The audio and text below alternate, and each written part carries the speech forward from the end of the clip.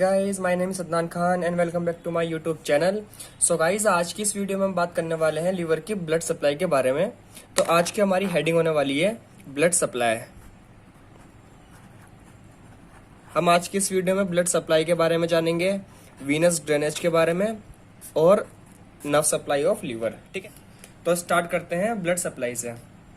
So guys, जैसे कि आपको पता है, लीवर के अंदर जो ब्लड सप्लाई होता है वो दो चीज से होती है। पहली क्या है, उसके अंदर हिपेटिक आर्टरी से होती है और दूसरी पोर्टल वेन से होती है। पोर्टल वेन, ठीक है। इसमें इंटरेस्टिंग बात हमें देखने के लिए ये मिलती है, हिपेटिक आर्टरी लीवर को ओनली 20% ब्लड सप्लाई करती है, जबकि पोर्टल वेन 80% ब्लड सप्लाई करती है लीवर को। ठीक है, ये एक इंटरेस्टिंग बात है इसमें जो लीवर में हमें देखने के लिए मिलती है। सो अब हम जानेंगे कि हेपेटिक आर्टरी पोर्टल वेन किस तरीके से लीवर के अंदर एंट्री लेती है और उसकी डिवीजन होने के बाद हम उसको किस किस नाम से जानते हैं। ठीक है, तो सबसे पहले जैसे हेपेटिक आर्टरी पोर्टल वेन है, तो जैसे ये लीवर के अंदर एंट्री लेती है तो उससे पहले ही ये राइट एंड लेफ्ट ब्रांच में डिवाइड हो जाती हैं। राइट एंड लेफ्ट ब्रांच में, अपनी राइट ब्रांच में और लेफ्ट ब्रांच में। किसके थ्रू? पोर्टा हिपेटिस के थ्रू। जैसे हमने पढ़ा था पोर्टा हिपेटिस के बारे में, सपोज दिस इज पोर्टा हिपेटिस। हमने इसके बारे में क्या पढ़ा था, याद करने का तरीका बताया था मैंने। इसको याद करने का तरीका बताया था मैंने, जैसे कि यहाँ पर क्या होती है, हिपेटिक डक्ट। ठीक है, डी, फिर आता है ए यानी कि हिपेटिक आर्टरी। उसके बाद क्या आता है, पोर्टल वेन। तो ये इसकी राइट ब्रांच हो गई, ये तीनों इसकी राइट ब्रांच हो गई और ये तीनों इसकी क्या हो गई, लेफ्ट ब्रांच। ठीक है, इस तरीके से। तो हिपेटिक आर्टरी और पोर्टल वेन ब्लड लीवर के अंदर एंट्री लेने से पहले अपनी राइट एंड लेफ्ट ब्रांच में डिवाइड हो जाती हैं। उसके बाद जब ये राइट एंड लेफ्ट ब्रांच में डिवाइड हो जाती हैं, उसके बाद ये लीवर के अंदर एंट्री ले लेती हैं। ठीक है ना, right and left branch, then enter liver through porta hepatis. ठीक है, लीवर के अंदर एंट्री लेने के बाद राइट एंड लेफ्ट ब्रांच फिर से रीडिवाइड होती हैं। फिर से रीडिवाइड होने के बाद इनको बोला जाता है सेगमेंटल वेसल्स। सेगमेंटल वेसल्स, यहाँ पर वेसल्स हमने क्यों यूज करा, क्योंकि आर्टरी और वेन दोनों एक साथ चल रही हैं, इसलिए हमने यहाँ पर इसको नाम दिया सेगमेंटल वेसल्स।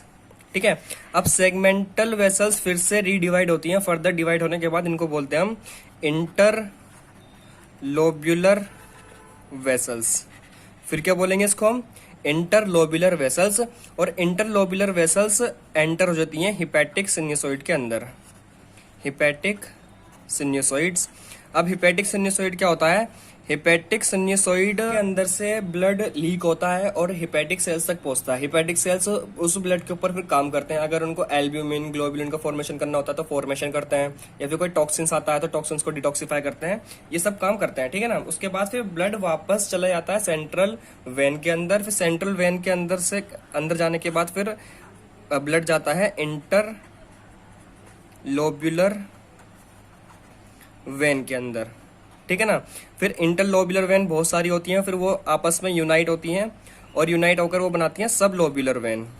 सब लोब्यूलर वेन।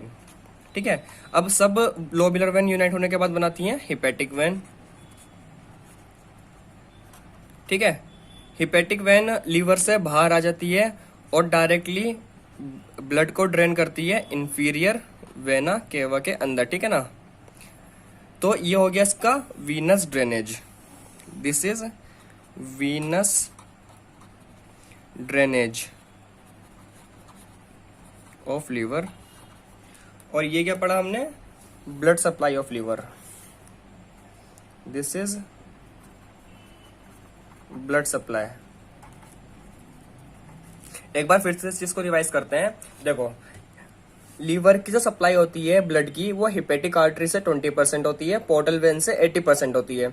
लीवर के अंदर एंट्री लेने से पहले hepatic artery right and left branch में डिवाइड हो जाती है और पोर्टल वेन भी अपनी राइट एंड लेफ्ट ब्रांच में डिवाइड हो जाती है।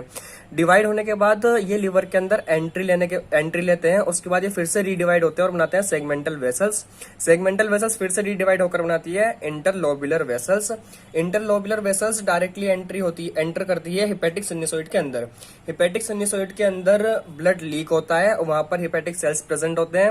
हिपेटिक सेल्स फिर उस ब्लड के ऊपर काम करते हैं, अगर जो जैसे कि ग्लोबुलिन बनाना है या फिर टॉक्सिन साइकिल्स को डिटॉक्सिफाई करना या फिर स्टोर करना विटामिन ए डी ई के जो फैट सोल्यूबल विटामिन होते हैं उसका स्टोरेज करना, तो ये सब काम करते हैं। जब हम इसकी हिस्टोलॉजी पढ़ेंगे तब आपको सारी चीजें क्लियर हो जाएंगी हिपेटिक सिनुसॉइड्स के बारे में। अभी आप घबराए नहीं, ठीक है। हिपेटिक सिनुसॉइड के बाद फिर ब्लड जाता है इंटरलोब्युलर वेन के अंदर, ठीक है। इंटरलोब्युलर वेन से फिर सारी यूनाइट होती हैं, उसके बाद ब्लड पहुंचता है सबलोब्युलर वेन। सबलोब्युलर वेन फिर यूनाइट होकर बनाती है hepatic vein. Hepatic vein liver से बाहर आकर डायरेक्टली ब्लड को ड्रेन करती है इंफीरियर वेना केवा के अंदर। अब हम पढ़ेंगे नर्व सप्लाई ऑफ लीवर, ठीक है। नर्व सप्लाई, तो लीवर की जो नर्व सप्लाई होती है वो होती है हिपेटिक प्लेक्सस से। हिपेटिक प्लेक्सस, प्लेक्सस का मतलब होता है एक नेटवर्क टाइप स्ट्रक्चर कोई प्रेजेंट होता है, ठीक है ना, उससे सप्लाई होती है। और दोनों ही लीवर के अंदर दोनों ही नर्व फाइबर प्रेजेंट होते हैं, सिंपैथेटिक और पैरासिम्पैथेटिक नर्व फाइबर, ठीक है। सिंपैथेटिक और पैरासिम्पैथेटिक नर्व फाइबर।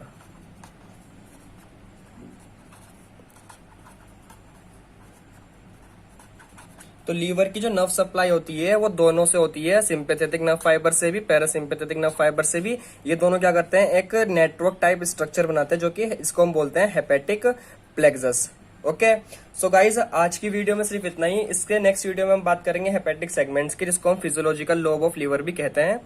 अगर आपको हमारी ये वीडियो अच्छी लगी तो इस वीडियो को लाइक करें और अपनी प्रॉब्लम्स आप हमें कमेंट बॉक्स में पूछ सकते हैं। अगर आप हमारे चैनल पर नए हैं तो चैनल को सब्सक्राइब करें, बेल आइकन को प्रेस करें, जिससे हम नेक्स्ट वीडियो डालें तो आपको उसका नोटिफिकेशन इजीली मिल जाए। Okay guys, thank you.